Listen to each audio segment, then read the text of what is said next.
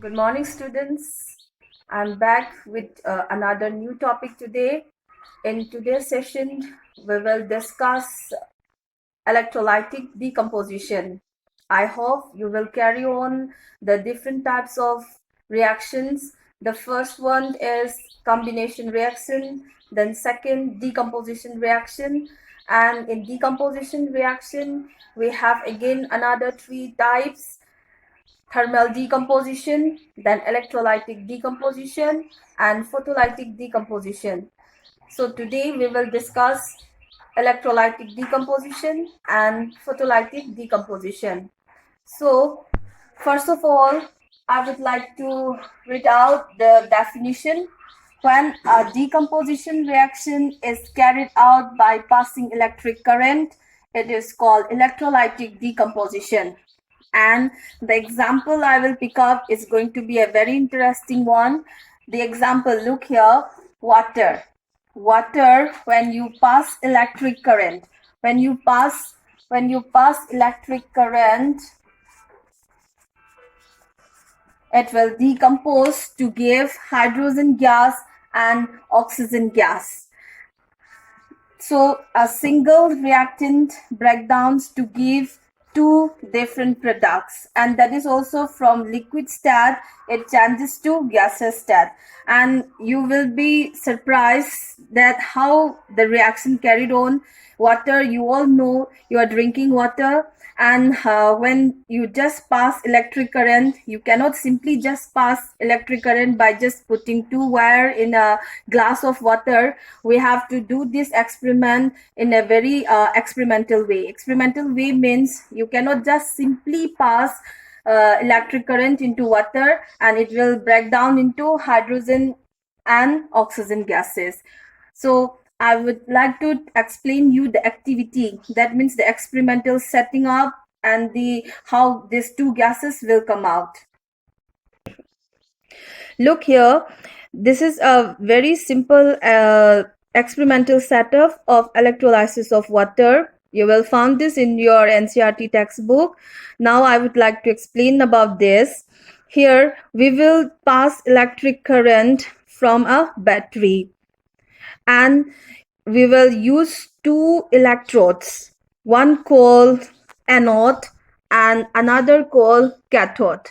The positive terminal of the battery will be connected to one of the electrode called anode, and the another negative terminal of the battery will be connected to another electrode called cathode.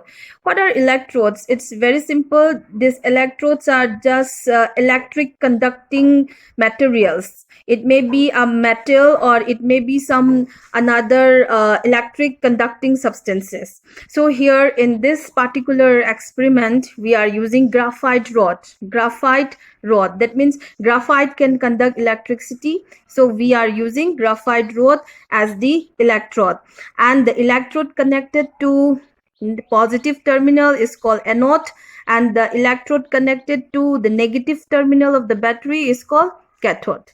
And when you pass electric current, that means when you own the battery, when you pass electric current, the water, that is H2O, will start breaking down, and after some few minutes you will see bubbles arising.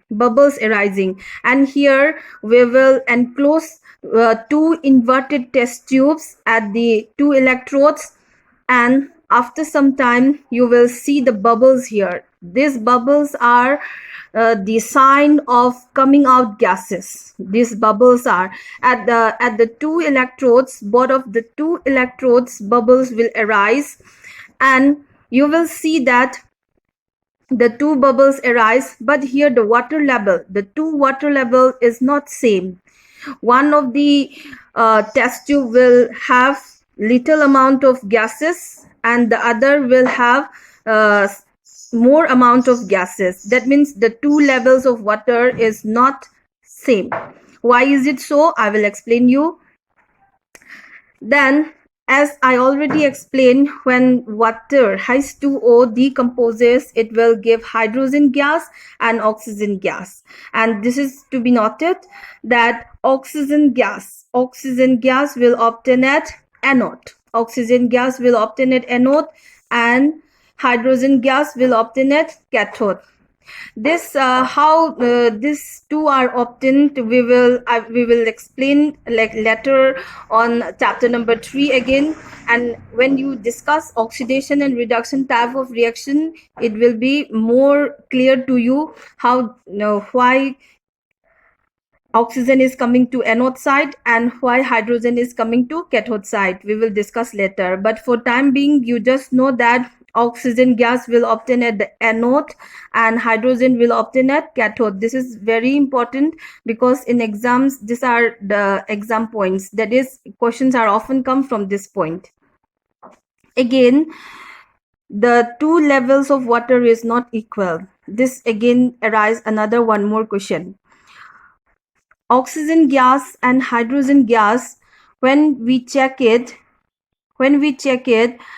hydrogen will obtain the double volume of the oxygen gas. That is, the ratio of the gases obtained will be 2:1. 2:1 of hydrogen and oxygen. That means hydrogen will be always the double volume of the oxygen gas obtained. And why is it so? You can know from the formula H2O.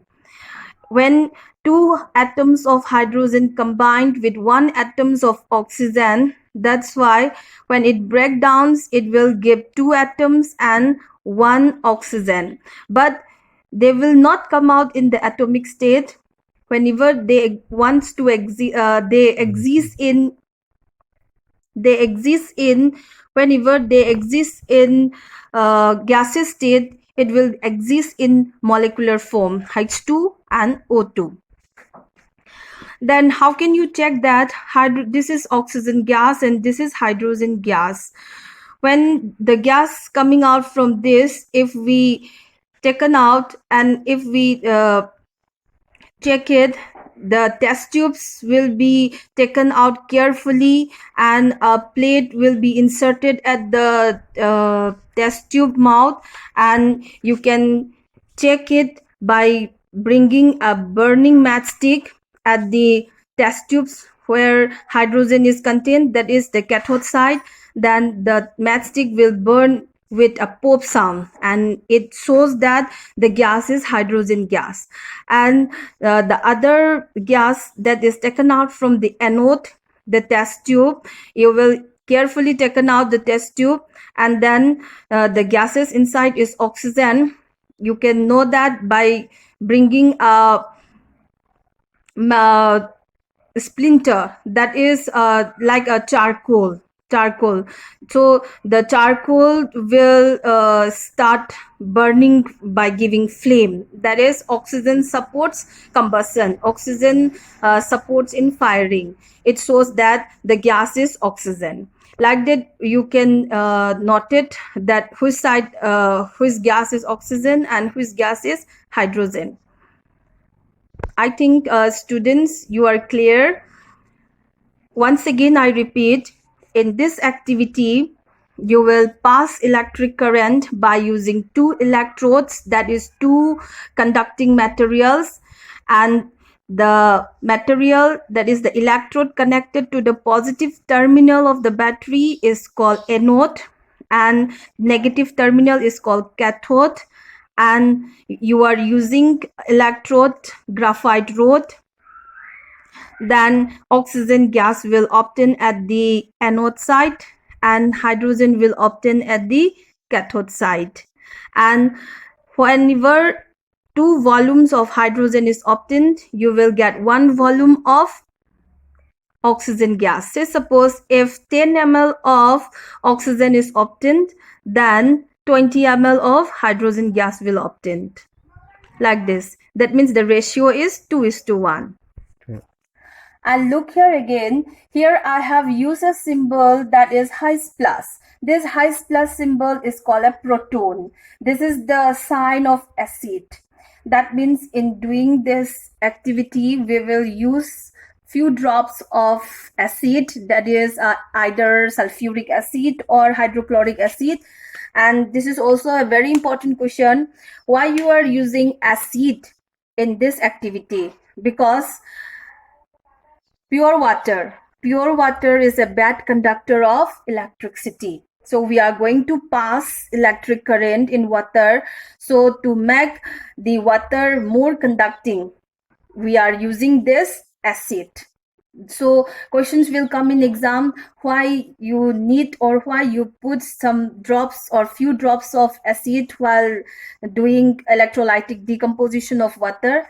So your answer is to make the water more conducting, good conductor of electricity, we are using these acids because this ions, high plus ions, will conduct the electricity smoothly and it will help in breaking down of water. Okay, again, next we will come to another type of decomposition, that is the last third type, photolytic decomposition. And photolytic decomposition, the decomposition reaction is carried out by presence of light, that is in presence of light, by the action of light.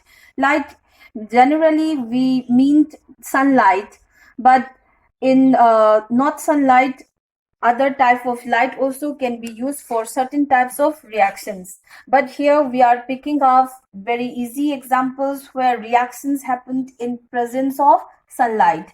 Here I have used a new symbol that is called H mu. H mu. That is, this symbol is used for frequency denoting, and this H is a Planck's constant, and this H, because sometimes in questions you may notice that these symbols are being used to represent light. H mu, you will learn in higher classes, class 11. H is called Planck's constant, and this is mu, that is the symbol of frequency. So you just know that for time being, this is the symbol of light. That means it means the energy possessed by light. Or if you forget about this, then you can just write sunlight. Here, silver chloride, AgCl, is called silver chloride. It is a white powder-like substance, not salt type. It is a white powder-like substance. So this silver chloride, when we expose this silver chloride in sunlight, then after some time, that is after about 5 minutes, about 5 minutes later, you will notice that this white color substance changes to gray color, grayish color, and then turns to grayish color, and then this grayish color is due to the formation of silver, Ag silver, and then chlorine gas will escape. Chlorine gas will escape. That is, AgCl decomposes to give Ag and Cl2. Like that, another one more example, AgBr, silver bromide. AgBr also in presence of sunlight, when you expose in sunlight, it will break down into silver, it will turn into grayish color, and bromine gas will escape. So single reactants decomposes, break down to give two products in this example, and that is also only in the presence of sunlight.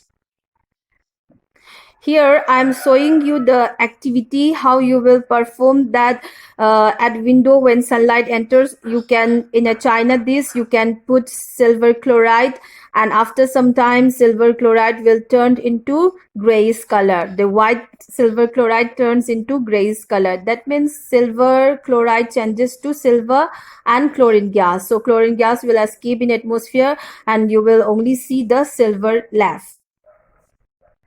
Okay, students, in the next session, I will pick up displacement and double displacement reaction.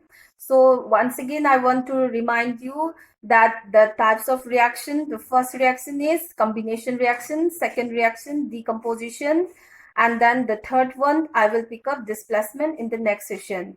Okay, thank you.